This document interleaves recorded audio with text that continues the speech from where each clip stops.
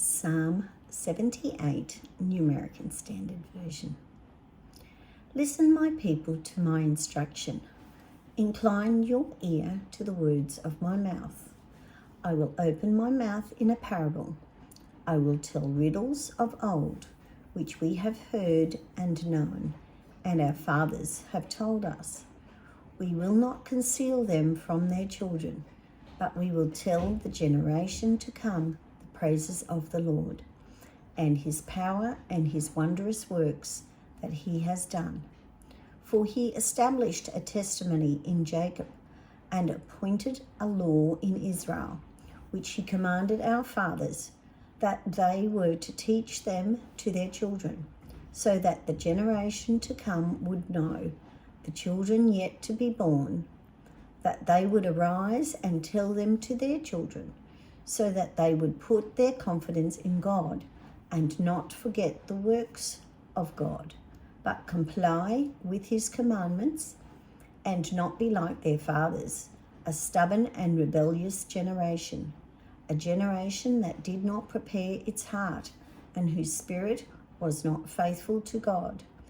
The sons of Ephraim were archers equipped with bows, yet they turned back on the day of battle. They did not keep the covenant of God and refused to walk in his law. They forgot his deeds and his miracles that he had shown them. He performed wonders before their fathers in the land of Egypt, in the field of Zoan. He divided the sea and caused them to pass through, and he made the waters stand up like a heap. Then he led them with a cloud by day and all the night with a light of fire. He split the rocks in the wilderness and gave them plenty to drink like the ocean depths.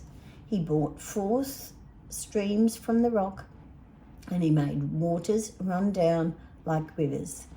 Yet they still continued to sin against him, to rebel against the Most High in the desert.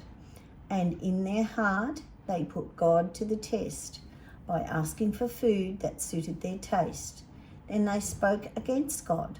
They said, "Can God prepare a table in the wilderness?"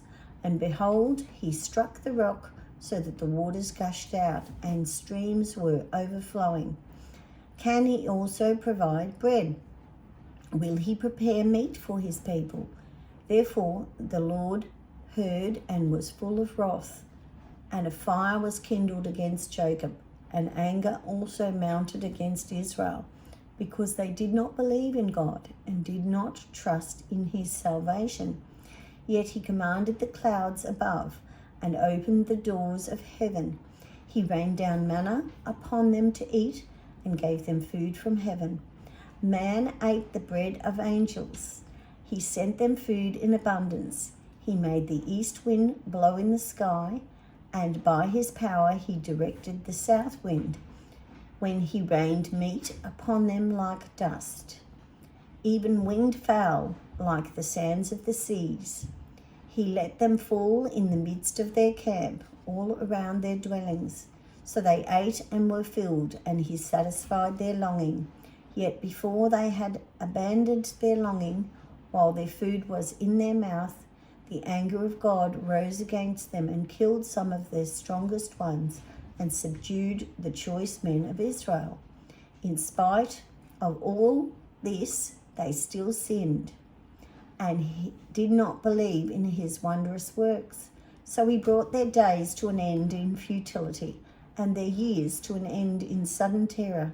When he killed them, then they sought him, and they returned and searched diligently for God. And they remembered that God was their rock, and the Most High God their Redeemer. But they flattered him with their mouth, and lied to him with their tongue. For their heart was not steadfast towards him, nor were they faithful with his covenant. But he, being compassionate, forgave their wrongdoing and did not destroy them. And often he restrained his anger and did not stir up his wrath. So he remembered that they were only flesh, a wind that passes and does not return. How often they rebelled against him in the wilderness and grieved him in the desert. Again and again they tempted God and pained the Holy One of Israel.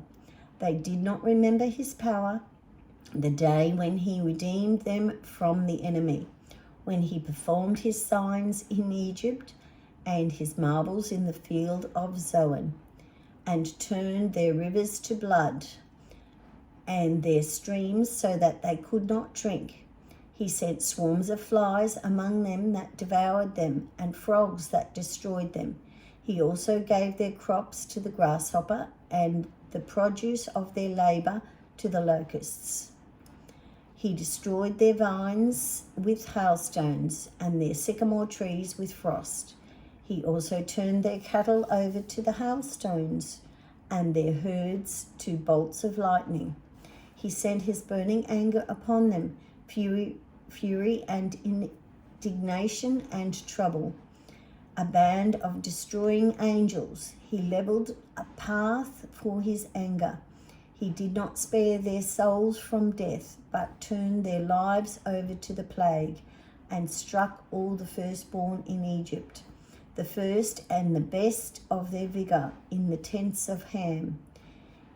But he led his own people out like sheep, and guided them in the wilderness like a flock. He led them safely so that they did not fear, but the sea engulfed their enemies. So he brought them to his holy land, to this hill country which his right hand had gained. He also drove out the nations from them and apportioned them as an inheritance by measurement, and had the tribes of Israel dwell in their tents. Yet they tempted and rebelled against the Most High God, and did not keep his testimonies, but turned back and acted treacherously like their fathers. They turned aside like a treacherous bow.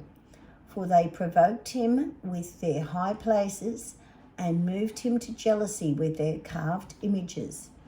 When God heard them, he was filled with wrath, and he utterly rejected Israel, so that he abandoned the dwelling place at Shiloh, the tent which he had pitched among people, and he gave up his strength to captivity, and his glory into the hands of the enemy.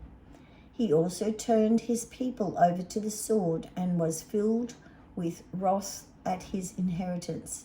Fire devoured his young men, and his virgins had no wedding songs. His priests fell by the sword, and his widows could not weep. Then the Lord awoke as if from sleep, like a warrior overcome by wine. He drove his adversaries backwards. He put on them an everlasting disgrace. He also rejected the tent of Joseph, and did not choose the tribes of Ephraim, but chose the tribe of Judah, Mount Zion, which he loved. And he built his sanctuary like the heights, like the earth which he had established forever. He also chose his servant David, and took him from the sheepfolds, from the care of the ewes. With nursing lambs he brought him, to shepherd Jacob his people, and Israel his inheritance. So he shepherded them according to the integrity of his heart, and guided them with his skillful hands.